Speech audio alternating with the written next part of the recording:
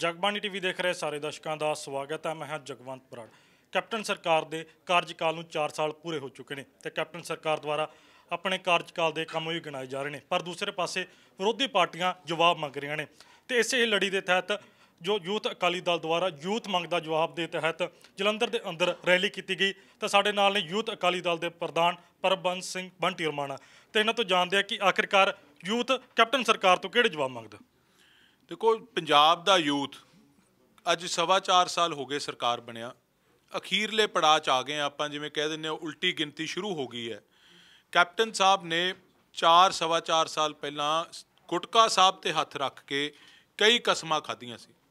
उहदे च पूਰਨ करजा माफ़ी की गल सी, पंजाब दे हर घर दे विच एक नौजवान नूं नौकरी देण दी गल सी, बेरोज़गारी भत्ता देण दी गल सी, 51,000 रुपया शगन सी, 2500 रुपया पेनशन सी, SC स्कॉलरशिप निरंतर देण दी गल सी, होर अनेकां स्कीमां सी जिहड़ियां गुटका साहब ते हथ रख के इन्हां ने कसमां खाधियां सी। अज 4.25 साल दे बाद उन्हां चों कोई भी जिहड़ा वादा वो पूरा नहीं कीता। उस गल दा अज पंजाब दा नौजवान कैप्टन साहब तो जवाब मंगदा। जिੱਥੋਂ तक मैं, क्योंकि नौजवानों की गल कर रहे हैं आपां, यूथ की रैली हुई है, यूथ नूं जिथे सब तो वड्डा वादा इन्हां दा नौकरी दा सी। आ कैप्टन साहब ने कार्ड दिते सी पंजाब दे नौजवानों नूं, जदों कैप्टन साहब ने इन्हां नाल नौकरी का वादा कीता सी। ये मैं कैप्टन साहब का कार्ड एक वड्डा करके लिआया, मैं पढ़ के सुनाउणा चाहुंदा कि कैप्टन की साइंड स्टेटमेंट आ देख लो, कैप्टन अमरिंदर सिंह साइन होया हुआ इत्थे। मैं दिखाउणा चाहुंदा भी कैप्टन साहब ने वादा की कीता सी, नारा दिता सी, कैप्टन ने सौं चुकी हर घर एक नौकरी पक्की। ते कमिटमेंट की सी, आए captain Amarinder Singh promise you that upon forming the government in Punjab, 1 job per family will be provided to unemployed youth between the ages of 18 and 35 years. Till such employment is given, they will be given an unemployment allowance of rupees 2500 per month. थल्ले दस्खत captain Amarinder Singh दे। ਤੁਸੀਂ ਦੇਖੋ ਇਦੋਂ ਵੱਡਾ ਝੂਠ, ਇਦੋਂ ਵੱਡਾ ਫਰੇਬ ਕੋਈ ਹੋ ਸਕਦਾ? ਇਹ ਸਾਰੀਆਂ ਗੱਲਾਂ ਦਾ ਕੈਪਟਨ ਅਮਰਿੰਦਰ ਸਿੰਘ ਨੂੰ ਆਉਣ ਵਾਲੀਆਂ ਚੋਣਾਂ ਦੇ ਵਿੱਚ ਜਵਾਬ ਦੇਣਾ ਪਊਗਾ। ਤਾਂ ਤੁਸੀਂ ਜਵਾਬ ਮੰਗ ਰਹੇ ਹੋ, ਪਰ ਕੈਪਟਨ ਸਰ ਜਿਹੜੇ ਸਾਹਿਬ ਨੇ ਉਹ ਜਵਾਬ ਦੇ ਵੀ ਰਹੇ। ਉਹ ਤਾਂ ਕਹਿੰਦੇ ਮੈਂ 85% ਜਿਹੜਾ ਕੰਮ ਕਰ ਉਹ ਪੂਰਾ ਕਰਤਾ। ਦੇਖੋ, ਕੈਪਟਨ ਸਾਹਿਬ ਨੇ ਜਿਹੜਾ 85% ਦਾ ਫਿਗਰ ਆਇਆ ਹੈ, ਮੈਂ ਤੁਹਾਨੂੰ, ਤੁਸੀਂ ਮੇਰੇ ਨਾਲ ਗੱਲਬਾਤ ਕਰ ਰਹੇ ਹੋ, ਮੈਂ ਤੁਹਾਨੂੰ ਹੀ ਪੁੱਛ ਲੈਣਾ ਕਿ ਪੂਰਨ ਕਰਜ਼ਾ ਮਾਫੀ ਹੋ ਗਈ ਕਿਸਾਨਾਂ ਦੀ, ਹੋ ਗਈ ਕਿ ਨਹੀਂ ਹੋਈ? ਦੇਖੋ, ਆਪਾਂ ਇੱਕ ਪੰਜਾਬੀ ਦੇ ਤੌਰ 'ਤੇ ਵੀ ਗੱਲ ਕਰ ਸਕਦੇ ਹਾਂ ਕਿ 90,000 ਕਰੋੜ ਰੁਪਇਆ ਮਾਫ ਕਰਤਾ, ਕਿ 2500 ਰੁਪਇਆ ਮਹੀਨਾ ਬੇਰੁਜ਼ਗਾਰੀ ਭੱਤਾ ਮਿਲਣ ਲੱਗ ਗਿਆ, कि हर घर दे विच एक नौकरी आ गई, कि SC स्कॉलरशिप हुण तक पूरा दिता गया, 2500 रुपया पेनशन देन लग गए, 51,000 शगन देन लग गए। इन्हां सारियां दा जवाब नहीं है। हुण मैनूं ये नहीं समझ आउंदा ये 84% दे फिगर तक पहुँचे कित्थों?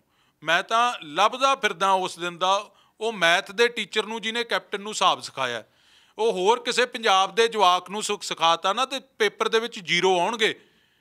कैप्टन साहब 84 के फिगर तक कितों तक पहुँच गए? घरे बैठे आपदे ही फिगर जारी करी जाते हैं। ये मैं तुहानूं मेरी गल याद रखियो, ये जदों इलैक्शन च गए इन्होंने 150% कह के जाना कि असीं 150% वादे पूरे करते, 100 चों 150। सो इन्हां दी गल ते बाली तवज्जो ना दिया करो, किते आथन सवेर दित्ती गई होनी हो स्टेटमेंट। ਤਾਂ ਰਮਾਣਾ ਸਾਹਿਬ, ਕੈਪਟਨ ਸਰਕਾਰ ਤੋਂ ਜਿਹੜੇ ਸਵਾਲ ਪੁੱਛੇ ਜਾ ਰਹੇ, ਪਰ ਅਕਾਲੀ ਦਲ ਤੇ ਕਿਤੇ ਨਾ ਕਿਤੇ ਦੋਸ਼ ਵੀ ਲੱਗਦੇ ਆ ਵੀ ਪੰਜਾਬ ਸਰਕਾਰ ਤੋਂ ਸਵਾਲ ਪੁੱਛਦੇ, ਪਰ ਕੇਂਦਰ ਸਰਕਾਰ ਵੇਲੇ ਪੈਰ ਥੋੜ੍ਹੇ ਜਿਹੇ ਪਿੱਛੇ ਹੋ ਜਾਂਦੇ ਆ। नहीं, बिल्कुल नहीं जी। केंद्र सरकार नाल खेती के कानूनों ते डटमी लड़ाई लड़न वास्ते पंजाब के लोगों नाल, पंजाब की किसानी नाल श्रोमणी अकाली दल के वर्कर लीडर, आ मेरे यूथ अकाली दल के साथी बैठे है, तुसी सारे इन्हां नूं पर्सनली जानते हो, आपां जलंधर च बैठे हैं। हर एक नौजवान फस्ट डे तो जो इत्थों मार्च चलिया बैरीकेड तोड़दा होया नाल गया, तो अज तक उत्थे यूथ अकाली दल का हर एक वर्कर उत्थे बैठा है इस लड़ाई दे विच। श्रोमणी अकाली दल का हर एक वर्कर, हर एक आगू उत्थे बैठा इस लड़ाई दे विच। जितों तक केंद्र सरकार नाल होर लड़ाई लड़न की गल है, तुसीं मैनूं दस दिओ, गल्लां करन तो सिवा कांग्रेस पार्टी ने ते आम आदमी पार्टी ने कीता की है? किसी ने कोई कॉन्क्रीट स्टैप लिता? जे वजारत छड्डी असीं छड्डी, कैबिनेट की वजारत छड्डी असीं छड्डी, गठजोड़ 30 साल पुराना छड्डिया असीं छड्डिया। इहदे च कोई आसान नहीं किसी ते, ये साडा फर्ज सी, फर्ज की अदायगी सी।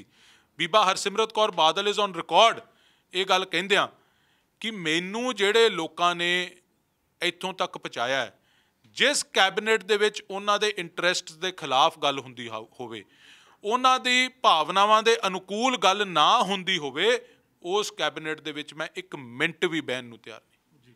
ਤਾਂ ਰਮਾਣਾ ਸਾਹਿਬ, ਜਿਸ ਤਰ੍ਹਾਂ ਤੁਸੀਂ ਖੇਤੀ ਕਾਨੂੰਨਾਂ ਦੀ ਗੱਲ ਕੀਤੀ ਹੈ, ਤਾਂ ਸੰਸਦ ਦੀ ਜੋ ਸਟੈਂਡਿੰਗ ਕਮੇਟੀ ਆ, ਤਾਂ ਉੱਥੇ ਜਿਹੜਾ ਇੱਕ ਐਸੈਂਸ਼ੀਅਲ ਕਮੋਡਿਟੀਜ਼ ਐਕਟ ਆ ਉਹਨੂੰ ਲਾਗੂ ਕਰਨ ਦੀ ਗੱਲ ਕੀਤੀ ਜਾਂਦੀ ਆ, ਤਾਂ ਹਰਸਿਮਰਤ ਕੌਰ ਬਾਦਲ ਉਹ ਪ੍ਰੈਸ ਕਾਨਫਰੰਸ ਕਰਦੇ ਆ ਤੇ ਨਿਸ਼ਾਨੇ ਲਗਾਉਂਦੇ ਭਗਵੰਤ ਮਾਨ ਤੇ, ਤਾਂ ਉਹ ਉਸ ਦੇ ਉਲਟ ਜਦੋਂ ਭਗਵੰਤ ਮਾਨ ਮਿੰਟ ਸਾਹਮਣੇ ਕੱਢ ਕੇ ਲਿਆਉਂਦੇ ਆ ਤੇ ਇਹ ਗੱਲ ਕਹਿੰਦੇ ਹੁਣ ਹਰਸਿਮਰਤ ਕੌਰ ਬਾਦਲ ਆ ਉਹ ਮਿੰਟ ਕੱਢ ਕੇ ਲਿਆਉਣ ਜਿਹੜੇ 5 ਜੂਨ ਦੀ ਸਟੇਟਮੈਂਟ ਸੀ। ਦੋ ਗੱਲਾਂ 'ਚ ਫਰਕ ਹੈ, ਤੁਸੀਂ ਵੀ ਸ਼ਾਇਦ ਥੋੜ੍ਹੇ ਕਨਫਿਊਜ਼ਡ ਹੋ। ਬੀਬਾ ਹਰਸਿਮਰਤ ਕੌਰ ਬਾਦਲ ਨੇ ਪ੍ਰੈਸ ਕਾਨਫਰੰਸ ਕੀਤੀ, ਮੈਂ ਵੀ ਪ੍ਰੈਸ ਕਾਨਫਰੰਸ ਕੀਤੀ। 18 ਮਾਰਚ ਨੂੰ standing committee on food consumer affairs and public distribution the meeting ਹੁੰਦੀ ਹੈ 10 ਤੋਂ 10:30 ਵਜੇ ਤੱਕ ਲੈ ਕੇ ਪਾਰਲੀਮੈਂਟ ਹਾਊਸ ਦੇ ਵਿੱਚ। ਉਹ ਸਾਰੀ ਕਮੇਟੀ ਦੀ ਰਿਪੋਰਟ ਹੈ, minutes of meeting and recommendation, ਜਿਹੜੀ 18 ਮਾਰਚ ਵਾਲੀ, ਜਿਹਦੇ 'ਚ ਭਗਵੰਤ ਮਾਨ ਦੇ ਦਸਤਖਤ ਹੈ, ਪ੍ਰੈਜ਼ੈਂਟ ਹੈ। ਆ ਵੇਖ ਲਓ 18 ਮਾਰਚ ਭਗਵੰਤ ਮਾਨ ਤੇ ਕਮੇਟੀ ਨੇ ਰਿਕਮੈਂਡ ਕੀ ਕੀਤਾ, ਖੇਤੀ ਕਾਨੂੰਨਾਂ ਨੂੰ 62 ਨੰਬਰ ਪੇਜ ਤੇ ਦੇਖ ਲੈਣ। ਪਹਿਲਾਂ ਐਸੈਂਸ਼ੀਅਲ ਕਮੋਡਿਟੀਜ਼ ਐਕਟ ਦੇ ਸ਼ੋਲੇ ਗਾਏ ਗਏ, ਇਹ ਮੈਂ ਭੂਮਿਕਾ ਬਣਾਈ ਹੈ ਜਿਹੜੀ ਉਹਨਾਂ ਨੇ ਉਹ ਸ਼ਾਰਟ 'ਚ ਕਰਕੇ, ਕਿ ਐਸੈਂਸ਼ੀਅਲ ਕਮੋਡਿਟੀ ਐਕਟ ਬੜਾ ਚੰਗਾ ਹੈ, ਕਿਸਾਨਾਂ ਦੇ ਬੜਾ ਹਿੱਤ 'ਚ ਹੈ, ਕਿਸਾਨਾਂ ਦੀ ਇਨਕਮ ਵਧੂਗੀ, ਕਿਸਾਨਾਂ ਨੂੰ ਨਵੇਂ ਐਵੇਨਿਊਜ਼ ਖੁੱਲ੍ਹਣਗੇ, ਨਵੀਂ ਇਨਵੈਸਟਮੈਂਟ ਆਊਗੀ, ਇਹ ਸਾਰੀ ਗੱਲ ਕਰਕੇ ਅਖੀਰ 'ਚ ਕਹਿੰਦੇ ਹੈ therefore we recommend the government to implement the Essential Commodities Amendment Act 2020 in letter and spirit and without let or hindrance। ਹੁਣ ਤੁਸੀਂ ਦੱਸੋ, ਇਹਦੇ ਤੇ ਭਗਵੰਤ ਮਾਨ ਨੇ ਸਾਈਨ ਕਰਤੇ, ਇਸ ਕਮੇਟੀ ਨੇ ਇਹ ਕਹਿਤਾ ਕਿ Essential Commodities Act ਨੂੰ in letter and spirit ਮਤਲਬ in ਬਿਨ, ਵਿਦਾਊਟ ਲੈਟ ਔਰ ਹਿੰਡਰੈਂਸ ਮਤਲਬ ਬਿਨਾਂ ਕਿਸੇ ਅੜਿੱਕੇ ਦੇ, ਬਿਨਾਂ ਕਿਸੇ ਰੁਕਾਵਟ ਦੇ ਇਹਨੂੰ ਲਾਗੂ ਕੀਤਾ ਜਾਵੇ ਐਸੈਂਸ਼ੀਅਲ ਕਮੋਡਿਟੀਜ਼ ਐਕਟ ਨੂੰ। ਤੇ ਭਗਵੰਤ ਮਾਨ ਉੱਤੇ ਦਸਤਖਤ ਕਰਦਾ ਹੈ ਤੇ ਲਾਸਟ ਲਾਈਨ ਇਹ ਕਮੇਟੀ ਕੀ ਲਿਖਦੀ ਹੈ, ਆਫਟਰ ਡਿਊ ਡਿਸਕਸ਼ਨ ਦ ਕਮੇਟੀ, ਮਤਲਬ ਆਫਟਰ ਡਿਊ ਡਿਸਕਸ਼ਨ, ਡਿਸਕਸ ਹੋਇਆ ਇਹ ਮੁੱਦਾ, ਦ ਕਮੇਟੀ ਅਡੋਪਟਡ ਦ ਡਰਾਫਟ ਰਿਪੋਰਟ ਵਿਦਾਊਟ ਐਨੀ ਅਮੈਂਡਮੈਂਟਸ ਔਰ ਮੋਡੀਫਿਕੇਸ਼ਨਸ। ਇਹ ਅਡੋਪਟ ਕੀਤੀ ਗਈ। ਹੁਣ ਆਹ ਮੀਟਿੰਗ ਬਾਰੇ ਉਹਨੂੰ ਪੁੱਛਿਆ ਜਾਂਦਾ ਹੈ ਤੇ ਉਹ ਮਿੰਟਸ ਕਿਹੜੀ ਮੀਟਿੰਗ ਦੇ ਲਿਆ ਕੇ ਦਿੰਦਾ, ਆ 16 ਦਸੰਬਰ ਦੇ। ਅਸੀਂ ਪੁੱਛ ਰਹੇ ਹਾਂ 18 ਮਾਰਚ ਦੀ ਗੱਲ, ਉਹ ਲਿਆ ਰਿਹਾ 16 ਦਸੰਬਰ ਦੀ ਗੱਲ। 16 ਦਸੰਬਰ ਦੀ ਉਹ ਗੱਲ ਹੈ, ਉਹ ਮੀਟਿੰਗ ਦੇ ਮਿੰਟਸ ਲਿਆ ਰਿਹਾ ਜਿਹਦੇ ਤੇ ਇਹ ਕਾਨੂੰਨ ਏਜੰਡੇ ਤੇ ਹੀ ਨਹੀਂ ਸੀ। ਇਹ ਉਸ ਦਿਨ ਕਮੇਟੀ ਦੇ ਏਜੰਡੇ ਤੇ ਸਿਰਫ ਪ੍ਰਾਈਸ ਰਾਈਜ਼, ਆ ਮੈਂ ਪੜ੍ਹ ਦਿੰਦਾ 2 ਲਾਈਨਾਂ। ਟੂਡੇਜ਼ ਸਿਟਿੰਗ, ਇਹ 16 ਦਸੰਬਰ ਵਾਲੀ ਹੈ। Today's sitting has been convened to take evidence of the representatives of Department of Consumer Affairs on the subject of price rise of essential commodities। ਮਤਲਬ ਇਹ ਡਿਪਾਰਟਮੈਂਟ ਆਫ ਕੰਜ਼ਿਊਮਰ ਅਫੇਅਰਸ ਦੇ ਅਫਸਰਾਂ ਨੂੰ ਇਹ ਪੁੱਛਣ ਵਾਸਤੇ ਕਿ ਪ੍ਰਾਈਸ ਰਾਈਸ ਹੈ ਜਿਹੜੀ, ਉਹਦੇ ਕਾਰਨ ਤੇ ਇਫੈਕਟਸ ਕੀ ਹੈ, ਉਹਦੇ ਵਾਸਤੇ ਮੀਟਿੰਗ ਸੱਦੀ ਗਈ ਹੈ। ਇਹਦੇ ਤੇ ਤਾਂ ਖੇਤੀ ਕਾਨੂੰਨ ਮੁੱਦੇ ਤੇ ਹੀ ਨਹੀਂ, ਇਹਦੀ ਮਿੰਟਸ ਜਾਰੀ ਕਰੀ ਜਾਂਦਾ ਤੇ ਇਹਦੇ ਤੇ ਚੁੱਪ ਹੈ। ਇਹਦੇ ਵੀ ਲਿਆ ਕੇ ਦਿਖਾ ਦੇ, ਆ ਸਾਡੇ ਕੋਲੇ ਤਾਂ ਹੈਗੇ ਆ, ਉਹ ਵੀ ਉਹਦੇ ਕੋਲੇ ਕੋਈ ਵੱਖਰੇ ਆ ਤਾਂ ਉਹ ਲਿਆਵੇ। ਜਿੱਥੋਂ ਤੱਕ 5 ਜੂਨ ਦੀ ਤੁਸੀਂ ਗੱਲ ਕਰ ਰਹੇ ਹੋ, ਵੇਖੋ ਇਹ ਮੁੱਦਾ ਕੇਵਲ ਤੇ ਕੇਵਲ ਭਗਵੰਤ ਮਾਨ ਇਸ ਇਸ਼ੂ ਤੋਂ ਭਟਕਾਉਣ ਵਾਸਤੇ ਧਿਆਨ ਇਹ ਗੱਲ ਕਰ ਰਿਹਾ ਹੈ। 5 ਜੂਨ ਦੀ ਜਿਹੜੀ ਕੈਬਨਿਟ ਮੀਟਿੰਗ ਹੈ, ਅੱਜ ਤੱਕ ਹਿੰਦੁਸਤਾਨ ਦੇ 75 ਸਾਲਾਂ ਇਤਿਹਾਸ 'ਚ ਕੈਬਨਿਟ ਮੀਟਿੰਗ ਦੇ ਮਿੰਟਸ ਕਿਸੇ ਦੇ ਵੀ ਅੱਜ ਤੱਕ ਪਬਲਿਕ ਨਹੀਂ ਹੋਏ। ਉਹਨਾਂ ਦੀ ਕੋਈ ਓਥ ਆਫ ਸੀਕ੍ਰੇਸੀ ਹੁੰਦੀ ਹੈ, ਪਰ ਸਾਨੂੰ ਕੋਈ ਇਤਰਾਜ਼ ਨਹੀਂ। ਅਰਵਿੰਦ ਕੇਜਰੀਵਾਲ ਦੀ ਤੇ ਨਰਿੰਦਰ ਮੋਦੀ ਦੀ ਇੱਕ ਗੱਲ ਹੈ, ਜਾਣ ਲਿਆਉਣ ਯਾਰ ਕਰਨ ਜਨਤਕ, ਸਾਨੂੰ ਉਹਦੇ 'ਚ ਕੀ ਇਤਰਾਜ਼ ਹੈ? ਦਿੱਲੀ 'ਚ ਬੈਠੇ ਆ, ਜਾ ਕੇ ਲੈ ਆਉਣ, ਕੋਈ RTI 'ਚ ਲੈ ਲੈਣ। ਗੱਲ ਤਾਂ ਮੁੱਦਾ ਸਿਰਫ ਇਹ ਹੈ ਕਿ ਕੈਬਨਿਟ ਨੂੰ ਛੱਡਤਾ।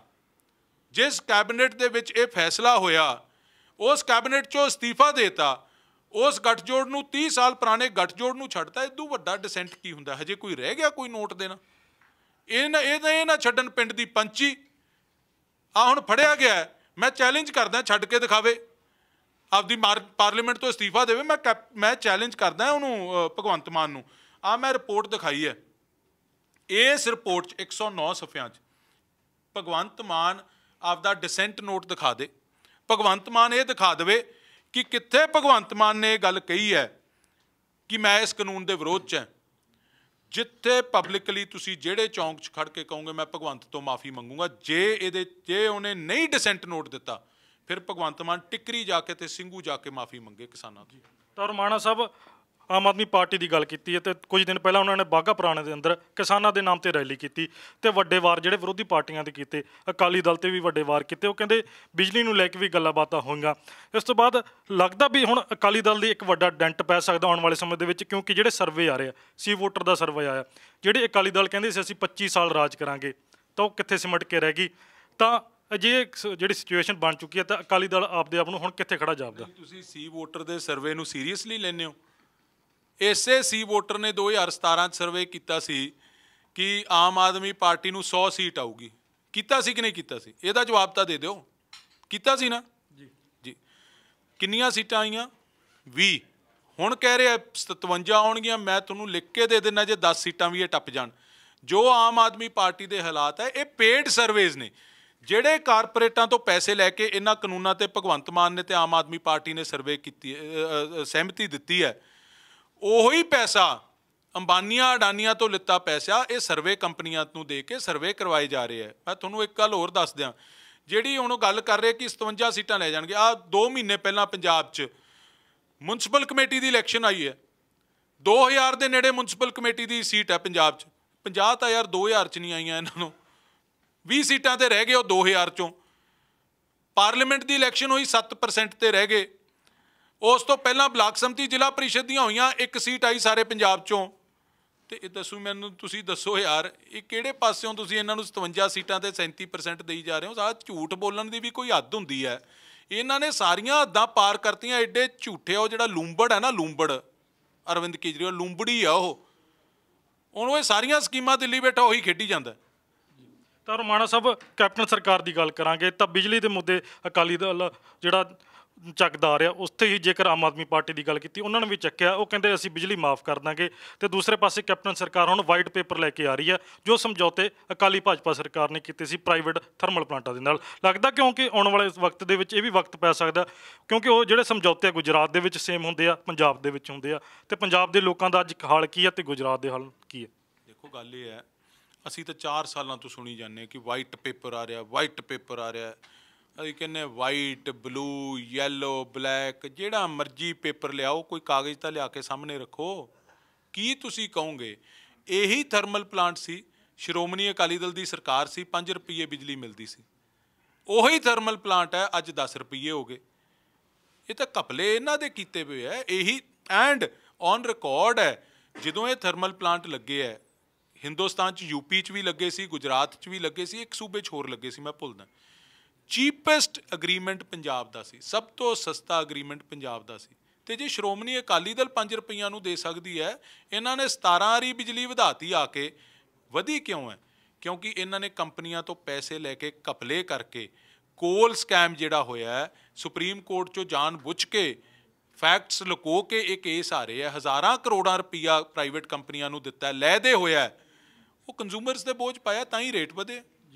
ਤਾਂ ਤੁਸੀਂ ਕਹਿੰਦਾ ਕੰਜ਼ਿਊਮਰ ਤੇ ਬੋਝ ਪਾਉਣ ਦੀ ਗੱਲ ਕਰ ਰਹੇ, ਪਰ ਉਹ ਕਹਿੰਦੇ ਕੰਜ਼ਿਊਮਰ ਤੇ ਬੋਝ ਤਾਂ ਅਕਾਲੀ ਦਲ ਹੀ ਪਾ ਗਿਆ ਸੀ। ਸਮਝੌਤੇ ਇਸ ਤਰ੍ਹਾਂ ਕੀਤੇ, ਚਾਹੇ ਥਰਮਲ ਪਲਾਂਟ ਜਿਹੜੇ ਵਰਕਿੰਗ ਹੋਣ ਜਾਂ ਨਾ ਕਰਨ, ਤਾਂ ਉਸ ਦੇ ਖੜੇ ਦੇ ਵੀ ਚਾਹੇ ਉਹ ਚਿੱਟਾ ਹਾਥੀ ਬਣ ਜਾਣ ਤਾਂ ਵੀ ਪੈਸੇ ਦੇਣੇ ਪੈਣਗੇ। ਅਜਿਹੀਆਂ ਜਿਹੜੀਆਂ ਸ਼ਰਤਾਂ ਸਨ, ਜਿਹੜੀਆਂ ਉਹ ਹੋਰ ਸੂਬਿਆਂ 'ਚ ਨਹੀਂ। ਅਕਾਲੀ ਦਲ ਨੇ ਇਹ ਜਿਹੇ ਕੰਮ 'ਚ ਕੁਤਾਹੀ ਵਰਤੀ ਆ, ਤਾਂ ਉਹ ਅੱਜ ਲੋਕਾਂ ਦਾ ਹਾਲ ਆ। ਹਾਲਾਂਕਿ ਉਸ ਟਾਈਮ 5 ਰੁਪਏ ਜਿਹੜੀ ਬਿਜਲੀ ਮਿਲੀ ਹੈ, ਪਰ ਅੱਜ ਉਹ ਕਿੱਥੇ ਪਹੁੰਚ ਗਈ ਹੈ? ਮੈਂ ਤੁਹਾਨੂੰ ਉਹੀ ਤਾਂ ਕਹਿ ਰਿਹਾ ਜੀ, ਇਹੀ ਸਮਝੌਤੇ ਸੀ, ਇਹੀ ਥਰਮਲ ਪਲਾਂਟ ਸੀ, ਇਹੀ ਸੂਬਾ ਸੀ, ਇਹੀ ਲੋਕ ਸੀ। ਸਰਕਾਰ ਦਾ ਅੰਤਰ ਸੀ ਸਿਰਫ। ਸ਼੍ਰੋਮਣੀ ਅਕਾਲੀ ਦਲ ਦੀ ਸਰਕਾਰ ਸੀ, 5 ਰੁਪਏ ਨੂੰ ਬਿਜਲੀ ਮਿਲਦੀ ਸੀ। ਇਹੀ ਸੂਬਾ, ਇਹੀ ਲੋਕ, ਇਹੀ ਥਰਮਲ ਪਲਾਂਟ। ਸਰਕਾਰ ਕਾਂਗਰਸ ਦੀ ਬਣੀ ਤਾਂ ਉਹੀ ਬਿਜਲੀ 10 ਰੁਪਏ ਨੂੰ ਹੋ ਗਈ। ਤੇ ਫਿਰ ਅਸੀਂ ਕਿਵੇਂ ਦੇਈ ਜਾਂਦੇ ਸੀ? ਤੇ ਲੈ ਆਉਣ, ਜਿਹੜਾ ਪੇਪਰ ਲਿਆਉਣਾ ਹੈ, ਨੰਗੇ ਕਰਕੇ ਛੱਡਾਂਗੇ ਜਦੋਂ ਲਿਆਉਣਗੇ।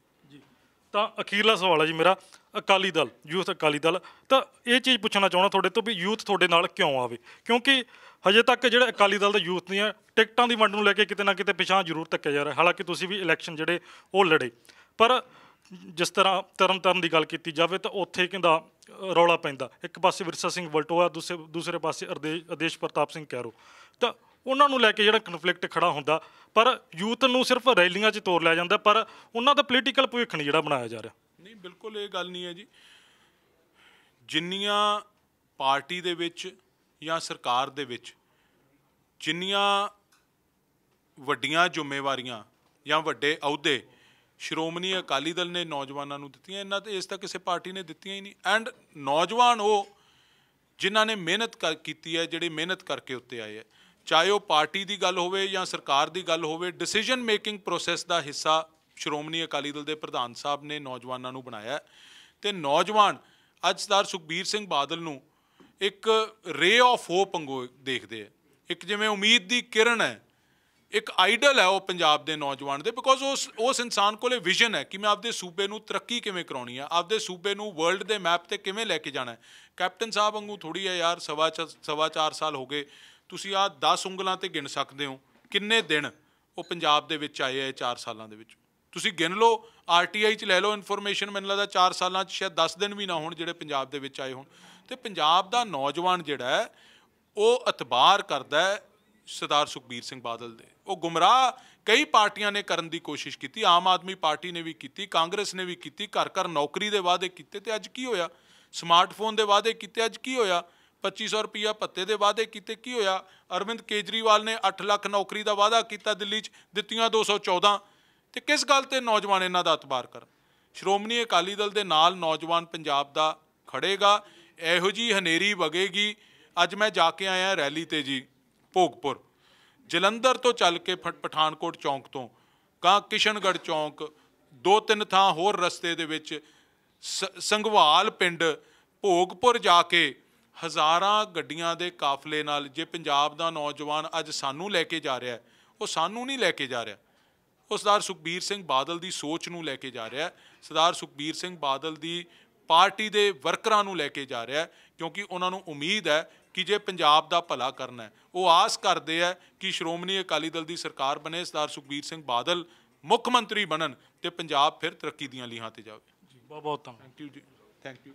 ਤਾਂ ਇਹ ਸਨ ਯੂਥ ਅਕਾਲੀ ਦਲ ਦੇ ਪ੍ਰਧਾਨ ਪਰਮਬੰਸ ਸਿੰਘ ਬੰਟੀ ਰਮਾਣਾ, ਜਿਨ੍ਹਾਂ ਨੇ ਕਿਹਾ ਕਿ ਯੂਥ ਉਹਨਾਂ ਦੇ ਨਾਲ ਹੈ। ਇਸ ਤੋਂ ਇਲਾਵਾ ਉਹਨਾਂ ਨੇ ਭਗਵੰਤ ਮਾਨ 'ਤੇ ਵੀ ਜਿਹੜੇ ਕਈ ਸਵਾਲ ਖੜੇ ਕੀਤੇ ਨੇ। ਕੈਮਰਾਮੈਨ ਮੋਨੂ ਦੇ ਨਾਲ ਮੈਂ ਜਗਵੰਤ, ਜਗਬਾਣੀ TV ਜਲੰਧਰ।